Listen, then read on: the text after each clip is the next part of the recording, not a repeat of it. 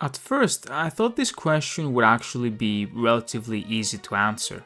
The more I thought about it though, the more difficult it became. The variables were just too many, and they favored both sides pretty heavily. I mean, the advantages of the Viltrum Empire are obvious. It is the strongest empire of the setting, and the Viltrumites themselves are some of the most powerful creatures in the galaxy. They have access to faster than light travel, they can fly, have superhuman strength, and are essentially indestructible. This is what has allowed them to carve out such an empire in the first place, even though the full number of proper Viltrumites is less than 50. A singular Viltrumite would undoubtedly be able to decimate entire sectors of space, while a swift and coordinated attack of multiple may be just enough to penetrate the defenses of any enemy and strike right at the core. That, however, is where the Viltrum Empire's advantages end.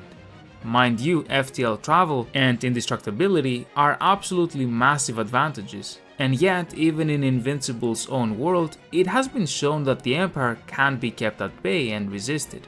Viltrumites can and have died, while the Empire itself spans many thousands of planets, with the total population surpassing the many billions. There are other forces in the galaxy, however, such as the Coalition of Planets, that have enjoyed some success against the Viltrumites, not to mention the fact that there have been Viltrumites whose loyalties have also changed. On the other hand, the Imperium of Man spans over 1 million worlds, trillions of people, and countless billions just within the Astra Militarum.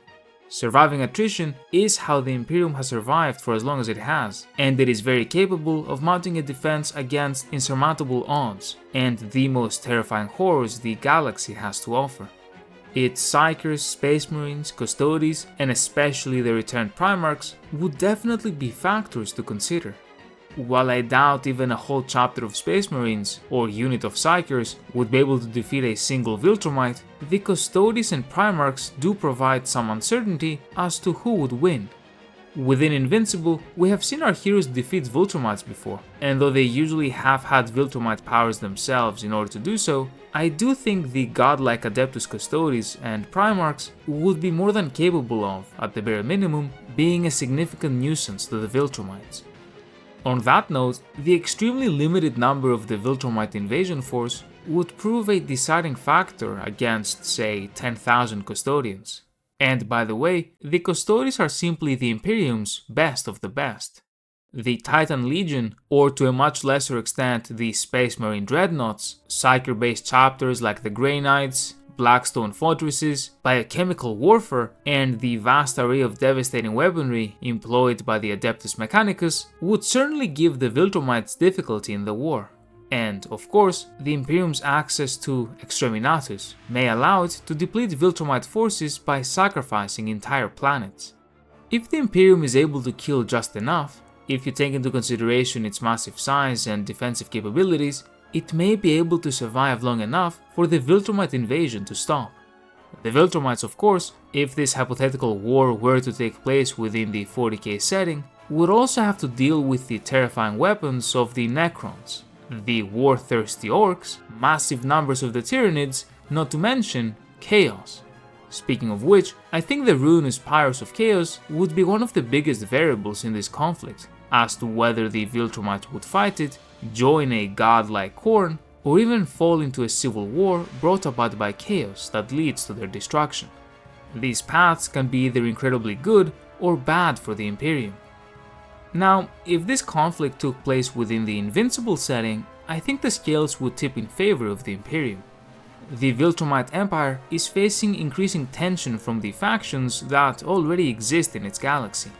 The Imperium of Man may serve as an ally of circumstance and fight the Viltrumites alongside our Invincible protagonists. This, in combination with a lack of Xenos and heretics, would certainly allow the Imperium to defeat the Viltrum Empire, or at least weaken it significantly. On the other hand, Xenos, meaning aliens, do exist in the Invincible setting, so the extent of the Imperium's success in this situation lies on whether or not they can prioritize their efforts against Viltrum before going after every single other creature in the universe. In the end though, this situation is further complicated by the fact that the Imperium would lack any faster than light travel and psychic powers without the existence of the warp, which in the end may prove detrimental unless they can get their hands on the necessary technology. Without FTL travel, there are no reinforcements, and essentially no communication and coordination. This is why this whole scenario is much more difficult to figure out than it may at first seem.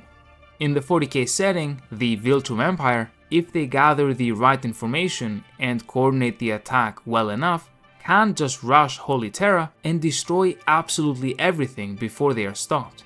Maybe kill the High Lords and deal a massive blow to the Imperium's bureaucracy, or even manage to attack the Emperor himself, whose death would lead to his eventual revival, which of course would be yet another thing that could tip the scales. Ultimately, I think both empires have the ability to win this war, if they are able to fully utilize their advantages. If the Viltrumites manage to cut the head of the snake, so to speak, I do think the Imperium would either disintegrate or perhaps be weakened just enough for it to be rendered useless.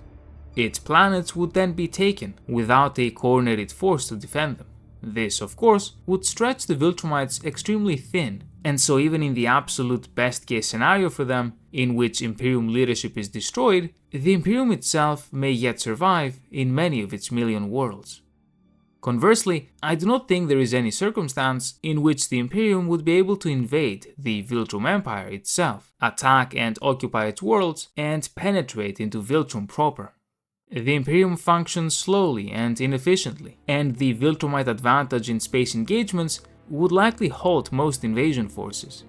However, some planets could be taken with a large enough force taking advantage of these small Viltrumite numbers.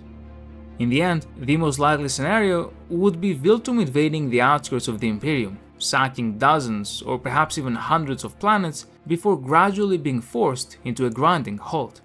In the end of this war, I think Viltrum will have lost a number of its warriors, which for the sake of its empire is infinitely more devastating than the Imperium losing even 1,000 of its planets, something it has consistently dealt with for over 10,000 years.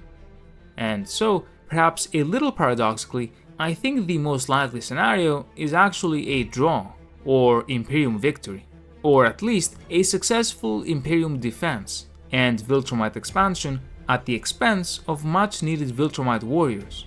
But if the circumstances permitted a single faction to win a total victory, I think the Viltrumites may be able to pull some sort of successful attack on the Imperium's heart, and swiftly end the war within the 40k setting.